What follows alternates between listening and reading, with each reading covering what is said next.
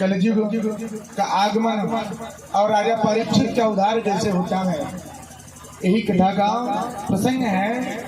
कलयुग कैसे आया और राजा परीक्षित को कैसे स्वर्ग धाम की यात्रा हुआ, कैसे उन्हें पाप लगा, यही कथा का सार है। खूब प्रेम से ध्यान से सुनिएगा। बहुत ही भाग्य से नगर में भगवान जी का आगमन है। धन तो मिल जाएगा, परिवार उठेगा तो जुट जाएगा, लेकिन जो भगवान जी का जो आज होता है वो कल नहीं होगा। हम यही चाहेंगे कि सब लोग प्रेम से, आज अंतिम दिन की कथा बा, आज अगर छूटी तो समझ जाए पूरा दिन की कथा छूट जाएगी। अंत भला तो सब भला, अंतिम दिन की कथा में कहल जला कि अंत भला तो सब भला। अगर अंत में कथा अगर श्रवण कर लिया जाए तो समझ जाए कि आपके जीवन कृत हो गए।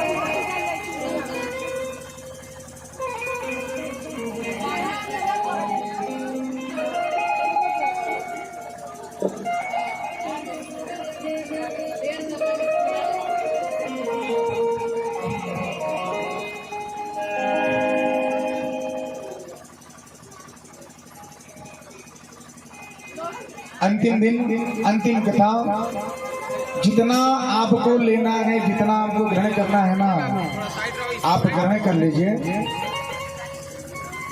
क्योंकि आज के बाद ये अमृत ना पता ना फिर से नगर में कब भगवान जी का आगमन हुई, अब कब ये कथा सुनने के मौका मिली। तो ये लिए जितना मिला था ना उतना ले लेने के चाहिए, जितना मिले उतना ले लिया जला, ग्रहण कर लिए, छूट जाए तो ना मिले।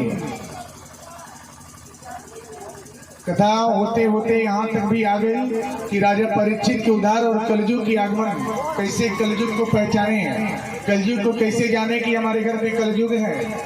कलयुग कौन है? कलयुग जिस युग में आप रहते हैं वो कौन है,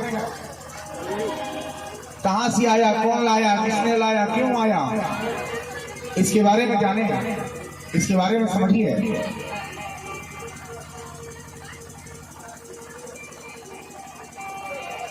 इसके बारे में समझिए कि कलयुग क्या है।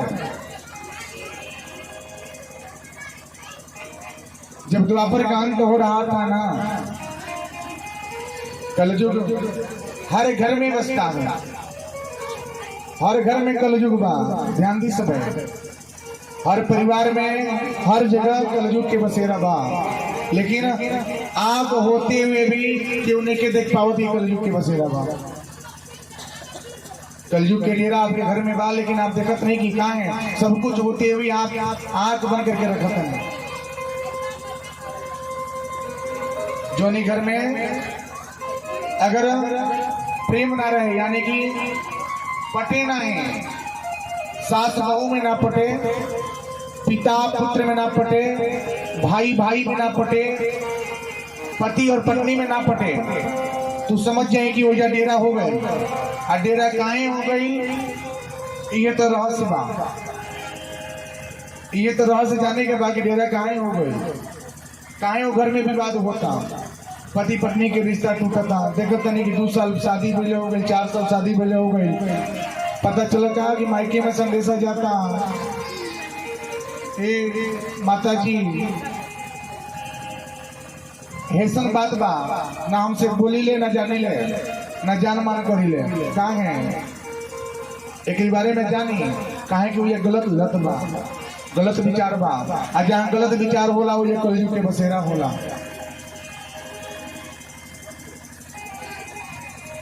कलयुग के बसेरा वही या हुई जहाँ गलत लत हुई, गलत विचार हुई, जहाँ लूट पाट चोरी बेविचारी बेमानी छल कपट के भावना जोनी परिवार में होला, वही जगह कलयुग के डेरा होला।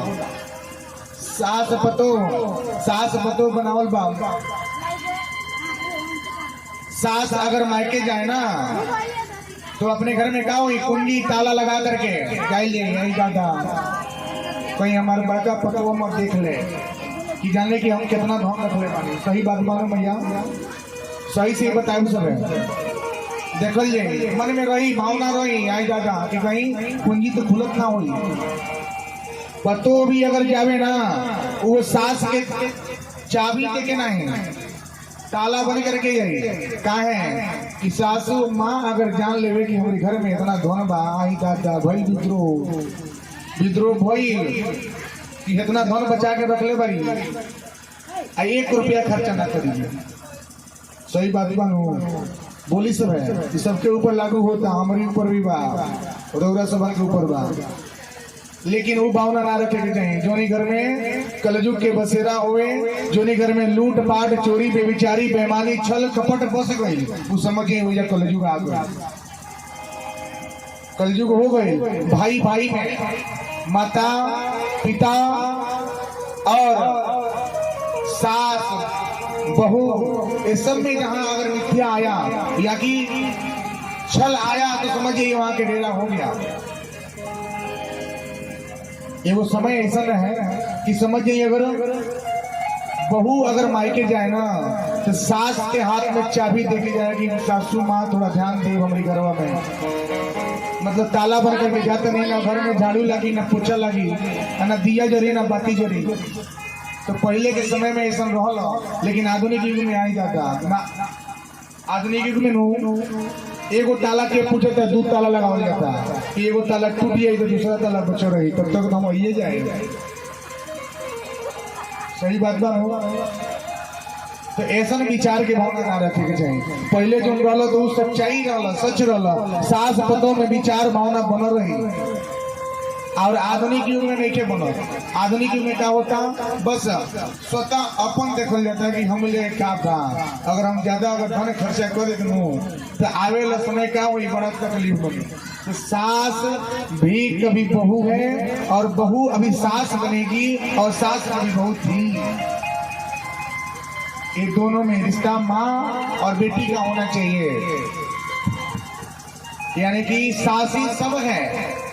सास एक घर की मर्यादा और घर का वो पर्दा है जिस पर्दे के अंदर सब गुण छुपा होता है, सब कुछ छुपा होता है इस पर्दे के अंदर। सासू माँ दरवाजे के वो वृक्ष हैं जिस छांव में पूरा परिवार पलता है, पूरा परिवार उस छांव में रहता है। तो सास को कदर करना बहू को चाहिए और बहू का भी कदर करना सास को चाहिए।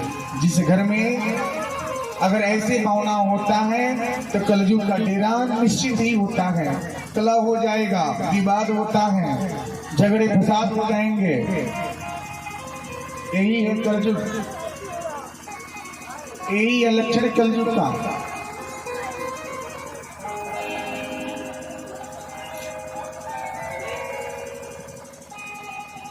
जब द्वापर का अंत हो रहा था ना, राजा परीक्षित द्वापर के क्या थे, अंतिम राजा थे। राजा परीक्षित कौन है? राजा परीक्षित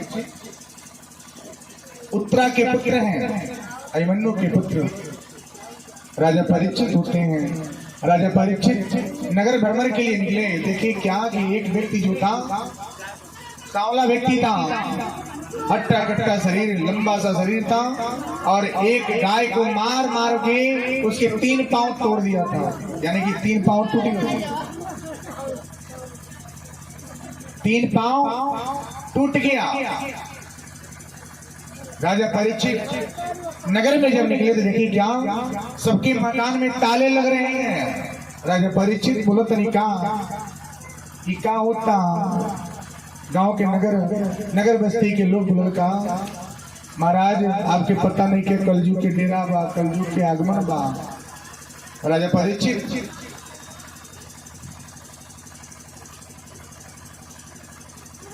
परीक्षित सोच में पड़ गए। कलयुग जैसे जैसे आगे बढ़ते हैं देखते हैं क्या कि एक व्यक्ति जो था गाय को मार मार के 3 पांव तोड़ दिया था। गाय 1 पांव पे टिकी है, गाय 1 पांव पे टिकी है। 1 पांव के टिकने का तात्पर्य है कि सच विश्वास पे ही सब आस्था है। यानी कि 3 पांव तोड़ने का तात्पर्य है कि सतयुग बीत गया, द्वापर गया और त्रेता भी बीत गया। कलयुग क्या है? एक ही बात पे है, क्या? विश्वास, धर्म। जब तक धर्म रहेगा तब तक भगवान का नाम रहेगा। जब जब अधर्म होता है भगवान का जन्म होता है।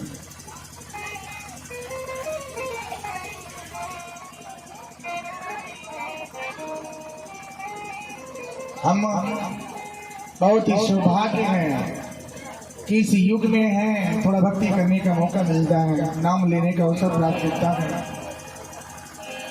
राजा परीक्षित जाकर के बोले, क्या? अरे भाई, क्यों गाय को मार रहे हो, क्यों पीट रहे हो, कारण क्या है? इस गाय ने बेचारी क्या बिगाड़ा? क्या बिगाड़ा गाय ने? सावला व्यक्ति जो था उन्होंने बोला कि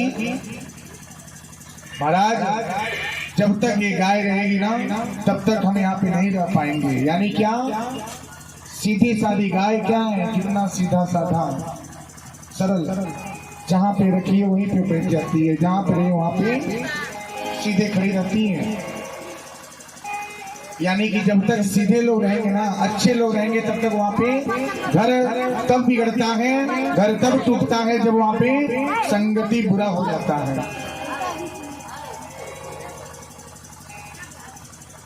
घर तभी टूटता है जब संगति, विचार बदल जाते हैं, व्यवहार बदल जाते हैं। घर तब तक जुटा रहता है जब क्या? सब सन्मत रहता है, एकमत रहता है। पहले के समय में ना 4 भाई अगर हुआ करते थे तो चारों एकजुट रहते थे।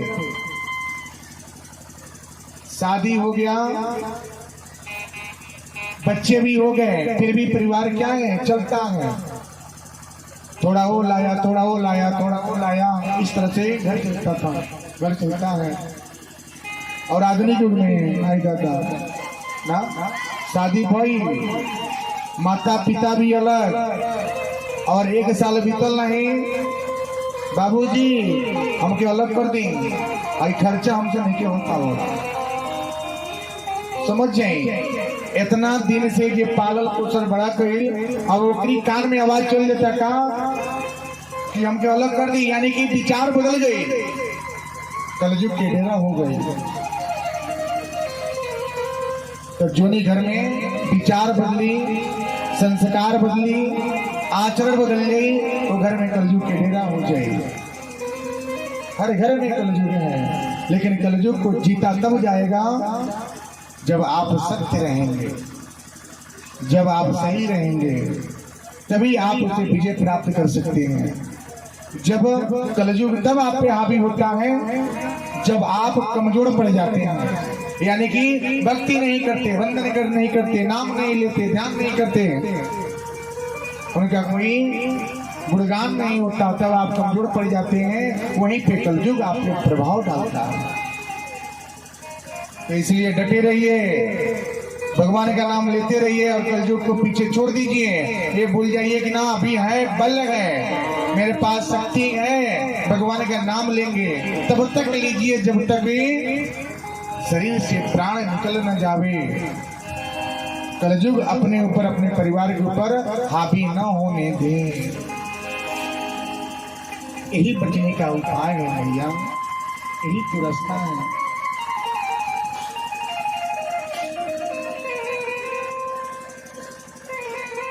भगवान का भजन वंदन स्तुति करते रहेंगे, आपका परिवार भी सुरक्षित रहेगा, कलयुग का डेरा भी नहीं होगा।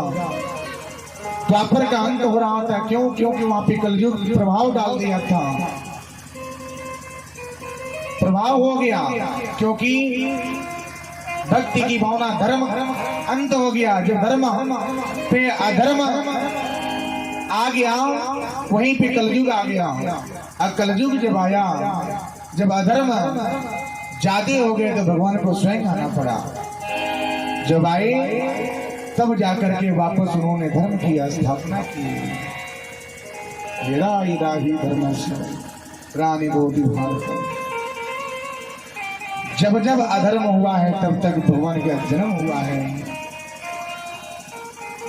आना पड़ा है। एक युग ऐसा भी है कि भगवान ने मत्स्य अवतार यानी मत्स्य अवतार का भी जन्म लिए हैं। क्यों? संसार को बचाने के लिए, सृष्टि को चलाने के लिए।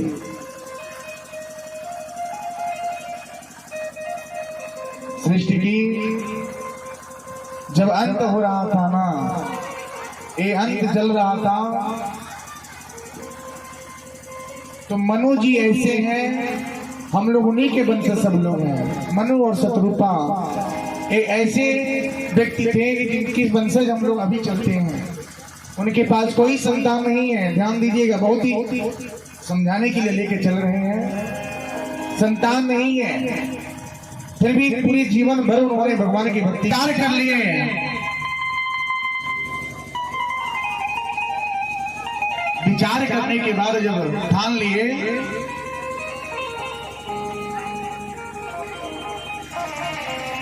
ब्रह्मा जी के परामर्श के अनुसार उन्होंने ठान लिया कि चलिए जलमग्न हो जाए। लेकिन भगवान ने सोचा क्या कि अगर पृथ्वी जलमग्न हो जाएगा तो इस संसार चलेगा कैसे? कोई न कोई होना चाहिए। जिस तरह से परिवार में क्या होता है, परिवार में पीढ़ी दर पीढ़ी चलता रहता है। मेरा पुत्र है, नाती है, पोता है। उस तरह से चलने के लिए कोई न कोई चाहिए ना। तो संसार को बढ़ावा देने के लिए कोई न कोई एक व्यक्ति होना चाहिए जो संसार का बढ़ावा हो, संसार का विकास हो। भगवान ने ऐसे ठान लिया।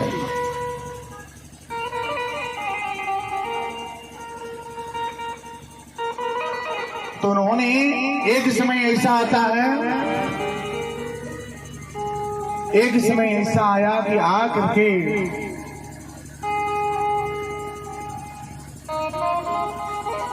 लक्ष्मी जी से विचार विमर्श हो रहा है प्रभु की। बोले कि मेरा समय क्या हुआ है, हो गया है। अब संसार को बचाने के लिए मेरा समय हो गया है। ऐसे ऐसे परामर्श से मैं वो देख रहा हूं जो आप नहीं देख रहे हैं। उन्होंने लक्ष्मी जी से ऐसी भावना से बात। सरोवर में जैसे ही नदी स्नान किए, जैसे ही भगवान को उन्होंने जल उठा करके अर्घ देते हैं तो उनके हाथ में एक छोटा सा मछली आता है। ध्यान से सुनिएगा, बहुत छोटी बात है। मछली आता है,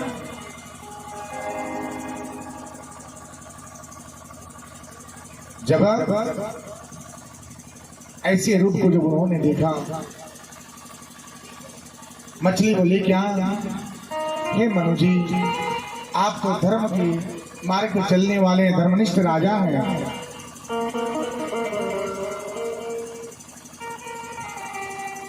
आप हमें ऐसी सुरक्षित जगह पे कीजिए जहां पे पतन न हो, हमारा अंत न हो। मनु जी हम इनको लेकर आगे अपने कमंडल में डाल लिए। एक रात जैसे ही व्यतीत तो होता है, कमंडल के आकार की वो मछली हो जाती है। ध्यान से सुनिए, कमंडल के आकार की वो मछली हो जाती है और जोर से आवाज आता है, क्या? मुझे बचाइए, मुझे बचाइए, मुझे बहुत परेशानी हो रहा है इस जगह पे। मनु जी उठते हैं, देखते हैं क्या मछली के आकार बहुत बड़ा हो गया। मछली बोलती है क्या कि इसको हमको कोई ऐसी जगह पे लीजिए जिससे आकार और बड़ा हो। मनु जी उसे लेकर के सरोवर में डाले। सरोवर में डालते ही मछली का आकार बढ़ गया।